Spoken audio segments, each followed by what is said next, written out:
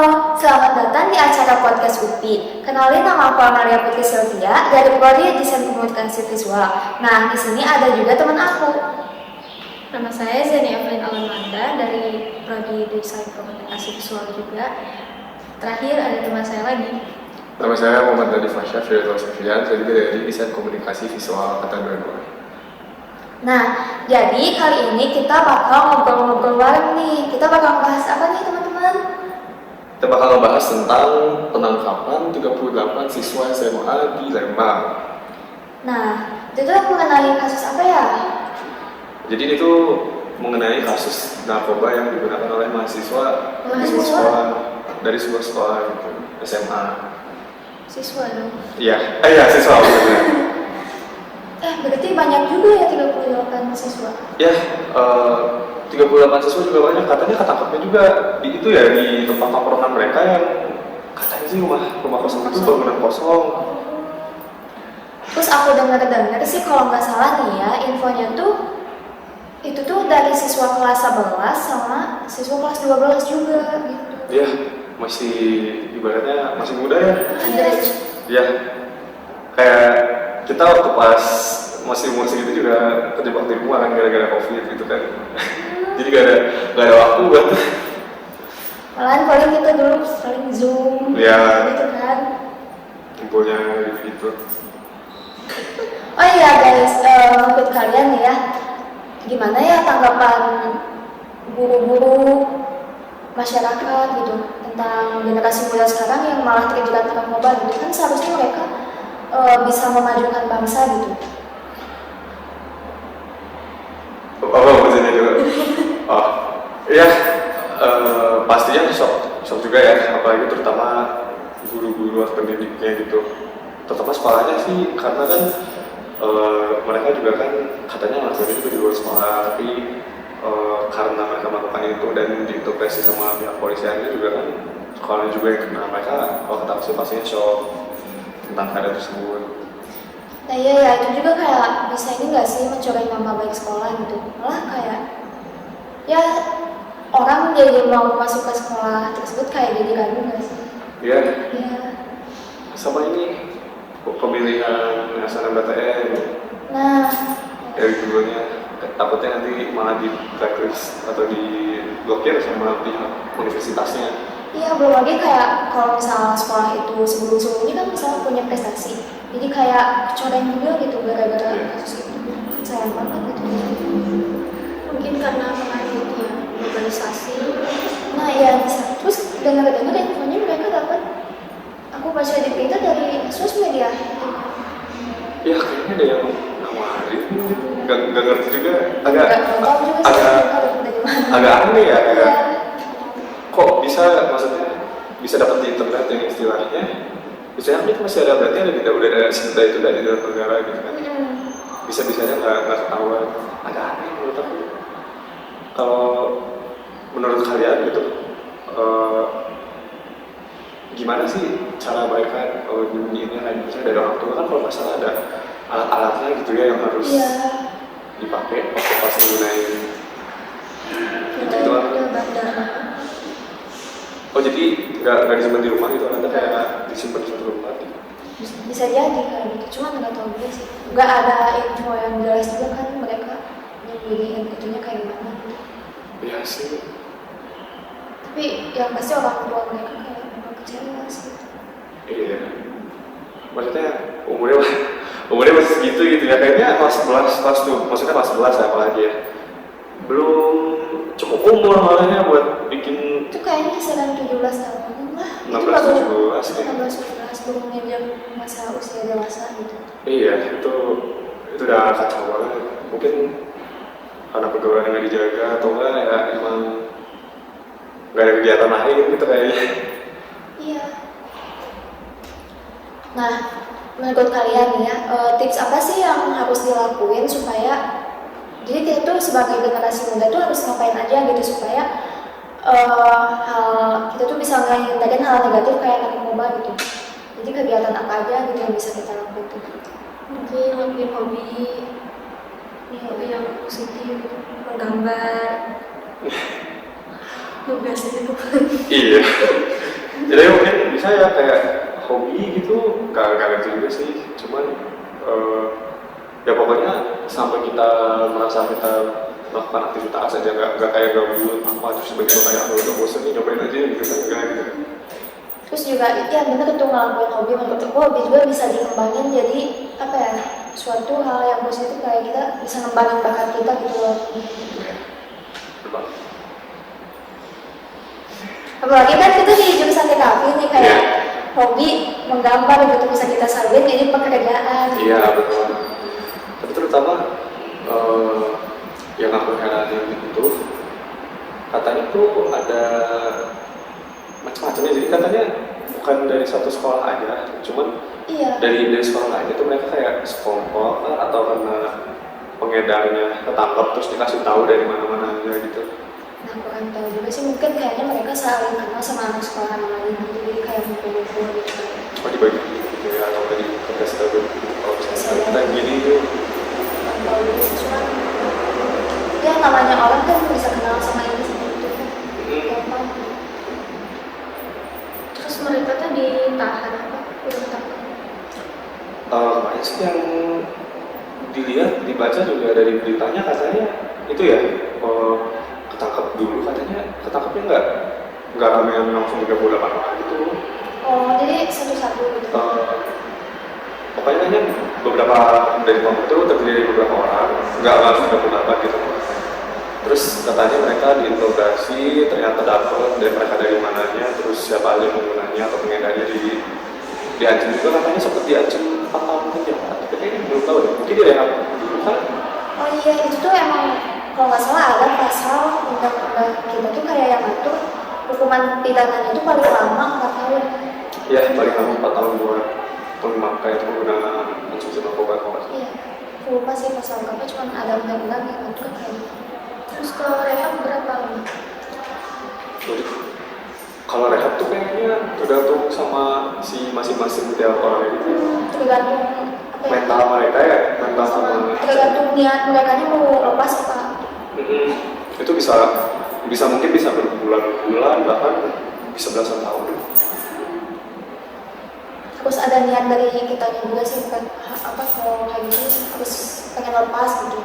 Iya. Narkoba itu. Oh iya nih, kan kamu kan orang Lembang gitu ya? Ya aku. Iya. Ya aku kebenaran dari Lembang asalnya. Ya, nah aku bener waktu pas karena namanya Sidoarjo kan dari di Lembang gitu ya. Waktu pas kamu masih ada di bangku SMA gitu ya. Walaupun kita kayak kejebak gitu ya. Waktu pas COVID kita kan harus dari rumah gitu ya siswa. Waktu pas kamu masih kelas 10 atau kelas mungkin 12 akhir ya, udah new normal, itu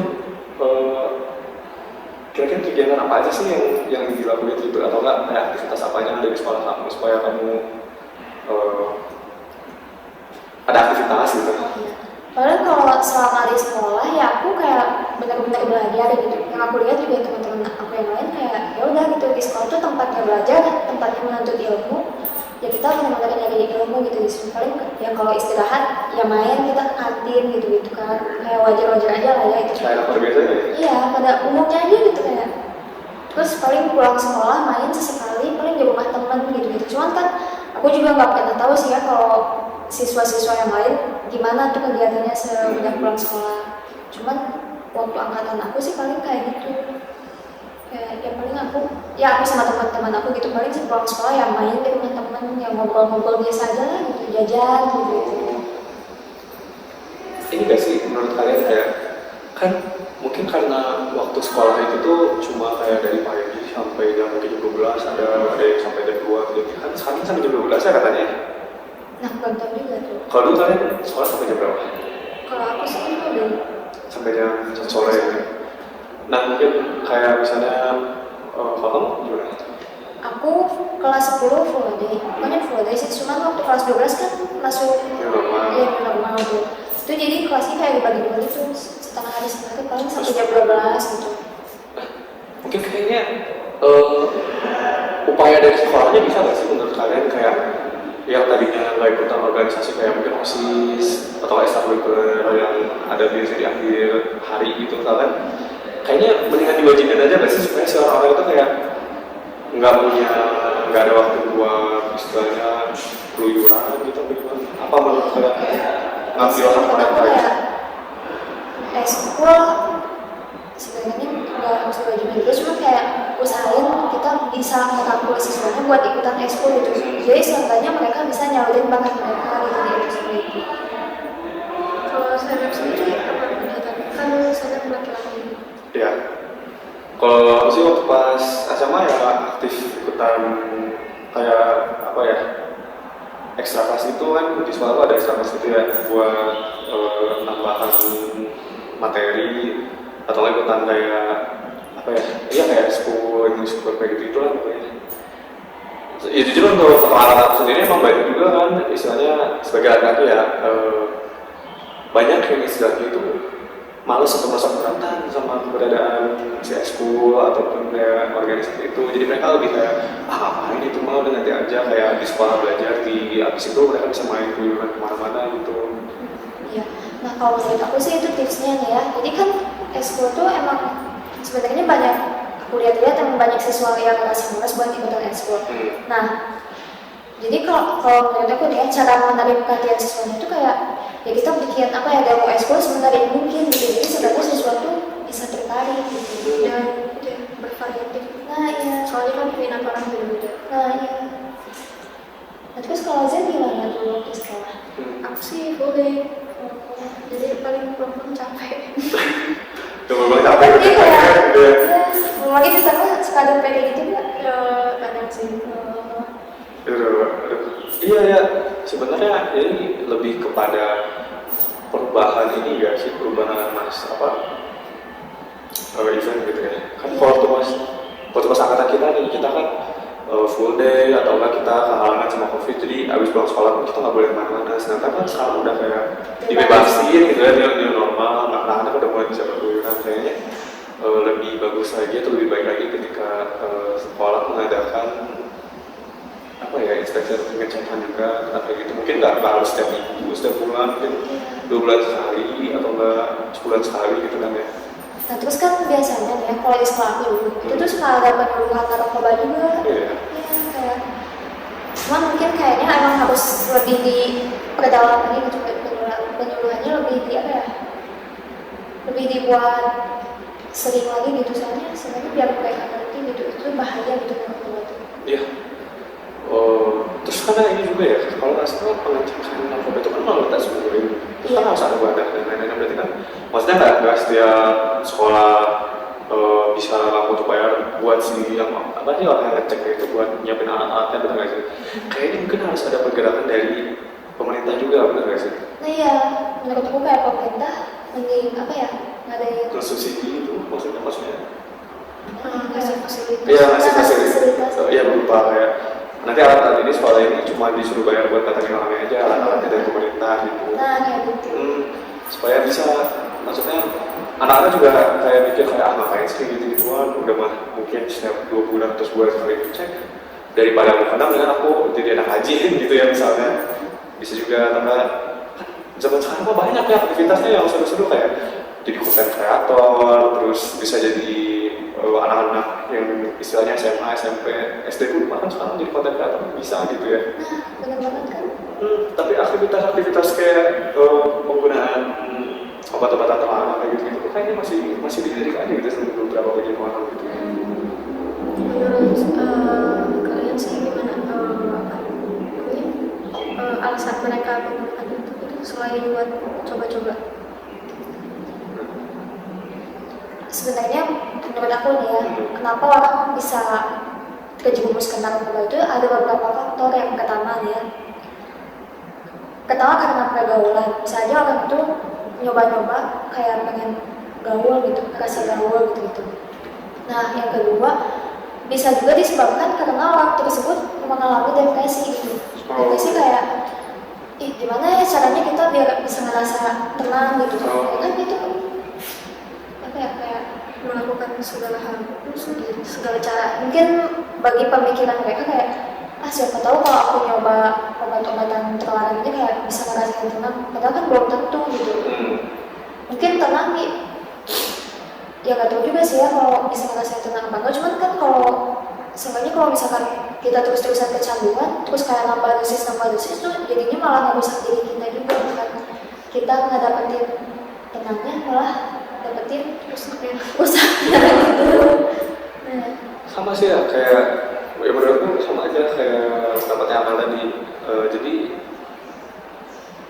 kayaknya sih pertama mungkin ada leadnya gitu ya, mungkin ada orang yang istilahnya jadi bukan panutan, lebih kayak kita ngikutin dia nih karena dia ini saya kayak pemimpin dari sebuah tim atau grup gitu, ngerti gak sih? Terus kayak entah ada yang disuruh, entah ada yang mereka nggak mau nih, ngerasa kayak aduh kalau misalnya aku nggak ikut-ikutan nanti aku malah dikecilkan gitu. Terus jadinya mereka tidak berubah terus.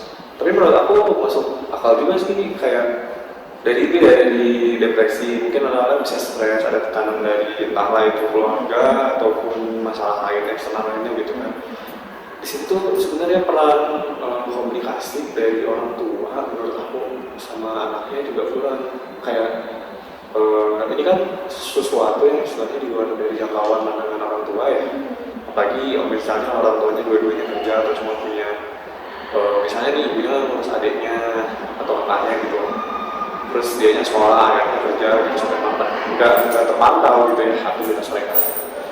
Agak ya maksudnya faktornya mungkin dari situ aja. Kalau menurut Zen sendiri gimana? Ya sama sih, mungkin dari depresi juga. Perlu Mungkin dia depresi, terus kayak dia cari semangat gaul sama temen-temennya, ternyata salah.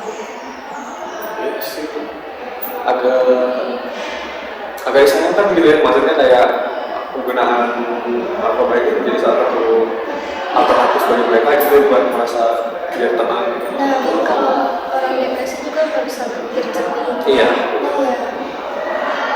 Makanya nih ya, menurut aku cara menghindari narkoba itu ada di diri kita sendiri ya. Kita tuh kayak harus tahu gitu bahwa narkoba itu berbahaya gitu.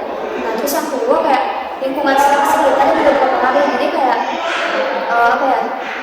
Intinya lingkungan sekitar itu seenggaknya harus bisa saling mendukung satu sama lain gitu. Kayak ya di lingkungan sekitar kan kayak seenggaknya kita harus bisa melakukan hal-hal positif. Nah, terus yang ketiga dari pemerintah juga ya intinya harus gimana caranya si narkoba itu jangan sampai masuk ke negara kita gitu. Ini nggak sih? Sempat dengar berita juga ada ini ya, ada yang kalau nggak salah. Apa tuh? Jadi di si tanaman ya kayak gitu ya, Oh ya. ditanam terus makanya mereka tuh sebenarnya ada yang nggak dari luar negeri, dalam negeri itu ada yang dari dalam negeri yang mau ditanam sendiri tapi emang nggak ketahuan aja gitu. Malah aku baru dengar sama Oh iya. Ada sempat dengar aja. Kalau kayak gitu ada nggak upaya buat kayak cari lingkungan sosial yang baik gitu? ya itu menurut aku nih ya, balik lagi kayak kita harus bisa melakukan hal-hal positif gitu, kayak ikutan eskul gitu sebenarnya. Kalau menurut aku lebih ini ya, mungkin pihak lingkungannya kayak misalnya RT RW gitu ya, ngadain sosialisasi, terus kayak mungkin kan kalau misalnya kita kan dari tadi ngomongin kayak mungkin harus ada aktivitas dari sekolah, tapi mungkin dari lingkungan di mereka juga diadain gitu ya, karena kayak mesti dulu ya suka ada biasanya di lingkungan. Nah kan ya kayak apa ya, ada lupa juga sih aktivitas yang ada, ngumpul bareng tetangga, lomba mungkin atau apa gitu. Nah bisa. Terus kalau menurut aku nih ya, seenggaknya kan orang zaman sekarang gampang bosan tuh kalau misalkan kayak ikut sosialisasi gitu. Yeah. Nah makanya kayak sosialisasinya juga diusahain dibikin sebenarnya mungkin gitu. Iya, betul banget. Misalnya kita ikut sosialisasi nanti kita dapat hadiah gitu. Iya, ya maksudnya nggak harus ada juga nggak sih, kayak lebih kayak mungkin cara penyampaiannya. Iya. Anak-anak zaman sekarang tuh kayak gimana ya, kayak mungkin agak jenuh kali ya mendengar misalnya mungkin orang yang kalau misalnya mempresentasikan atau membawa acara kayak yang flat gitu, datar gitu kan, agak kayak bosan ngapain gitu kan. Nah betul banget. Mendingan kayak diganti aja gak sih, kayak menggunakan public figure yang istilahnya kayak semua orang tahu gitu supaya Nah misalnya kayak jadi kayak nggak tahu gitu nggak Iya, jadi orang-orang tuh bakal kayak, oh ini nanti bakal ada ini nih, kita rewardnya tuh ya maksudnya mungkin ada yang dulu mungkin bisa foto-foto gitu kan, nggak harus yang berupa kayak hadiah benda gitu bener kan? Itu udah boleh laku kayak gitu sih. Nah ya. Menurut Zen sendiri kayak gimana? Itu ya upaya apa? Mencegah mencegah apa? Itu mungkin Aku jaga supaya mendapat berhubungan sosial ya. kita. Itu sih sebenarnya balik lagi ke diri sendiri ya. Ya kita bisa memilah-milih gitu. Iya sih kayak gitu sih. Lebih ke sebenarnya ya balik lagi sebenarnya balik lagi ke individu kan ya. Nah ya, intinya kemauan diri sendiri buat melakukan hal baik. Iya.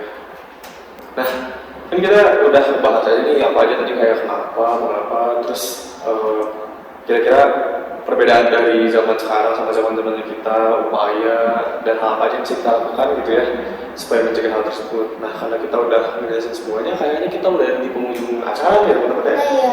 Nah, sebenarnya terima kasih banget ya untuk waktu dari kalian yang udah nyebutin buat Kita ngobrol sama. ngobrol kayak gini, karena ini juga walaupun simpel gitu ya, tapi ini tuh bisa jadi pembelajaran dan juga membuka pengetahuan dan pemikiran yang baru buat kita ya. Jadi sampai di sini aja kayaknya ya podcast kita hari ini. Sampai sini dulu ya. Sini dulu, sampai jumpa lagi. Ya, Bye-bye dadah. semuanya.